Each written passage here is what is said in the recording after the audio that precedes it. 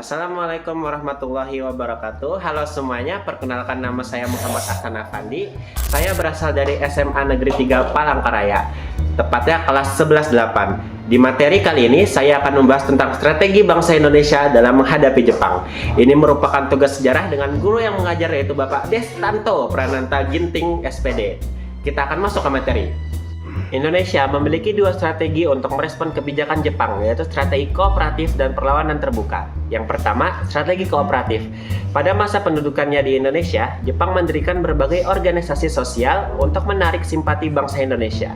Melalui organisasi-organisasi ini, Jepang memberikan dukungan kepada golongan nasionalis untuk mengendalikan organisasi atau kegiatan gerakan bawah tanah. Tokoh-tokoh nasionalis yang oleh pemerintah kolonial Belanda dianggap sebagai pengganggu diberikan peran khusus oleh pemerintah Jepang, terutama dalam struktur pemerintahan. Tokoh-tokoh bangsa Indonesia mencoba memanfaatkan peluang kerjasama atau kooperatif melalui organisasi bentukan Jepang. Beberapa tokoh yang menerapkan strategi perjuangan melalui jalur kerjasama dengan Jepang antara lain Soekarno, Muhammad Hatta, Mr. Sartono, Mr. Syamsuddin, Sutarjo Karto Hadikusumo, Otto Iskandar Dinata, GSSJ Samratulangi, dan Muhammad Yamin. Pada awalnya, para tokoh nasionalis dimanfaatkan oleh Jepang untuk membantu memperoleh simpati rakyat. Akan tetapi, para tokoh nasionalis tersebut justru memanfaatkan peluang yang diberikan oleh Jepang untuk kepentingan kemerdekaan Indonesia. Yang kedua, strategi perlawanan janji-janji Jepang pada awal kedatangannya berujung pada kesengsaraan dan penderitaan bangsa Indonesia. Penderitaan yang dialami bangsa Indonesia mendorong munculnya perlawanan terhadap Jepang di berbagai daerah. Yang pertama, perlawanan rakyat Aceh. Perlawanan rakyat Aceh dilatar belakangi oleh kebijakan Seikirei yang diterapkan pemerintah Jepang. Perlawanan rakyat Aceh terhadap Jepang dipimpin oleh para ulama Juli 1942.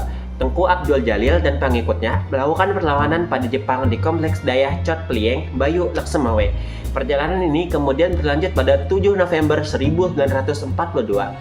Tengku Abdul Jalil menyerang Hayashi, komandan Kompetei di Laksemawe.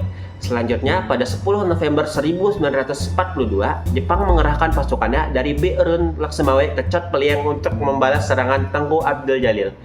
Tidak lama kemudian, pada 13 November 1942, Tengku Abdul Jalil dan pengikutnya melarikan diri ke Belang Gempong Tengah dan berhasil ditumpas pasukan Jepang. Perlawanan rakyat Aceh lainnya dilakukan oleh pasukan Gyugun yang dipimpin oleh Tengku Hamid pada November 1944.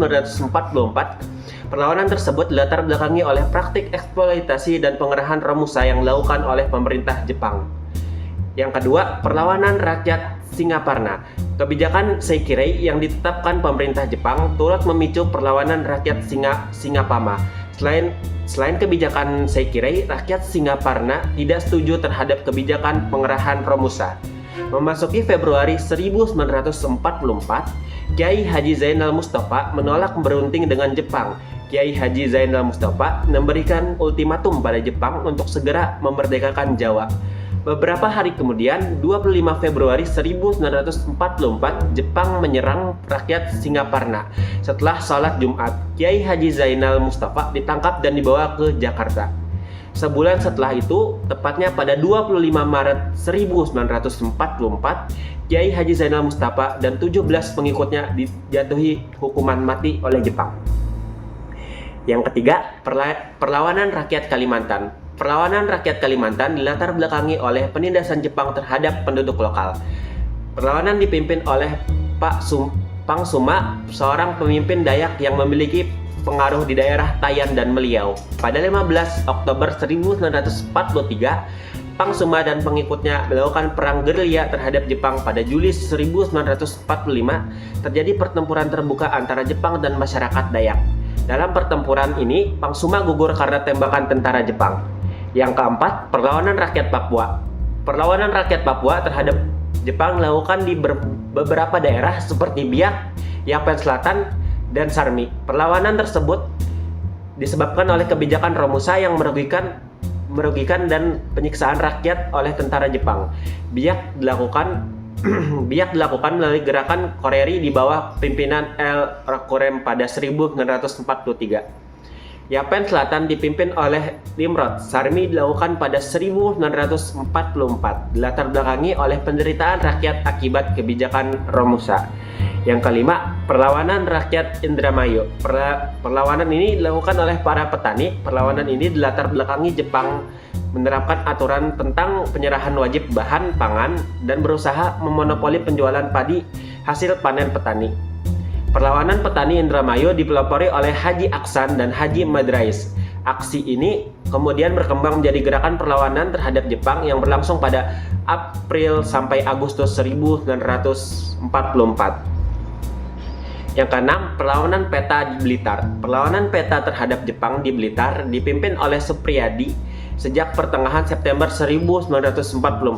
Supriyadi sering mengadakan rapat-rapat rahasia untuk menyusun strategi penyerangan.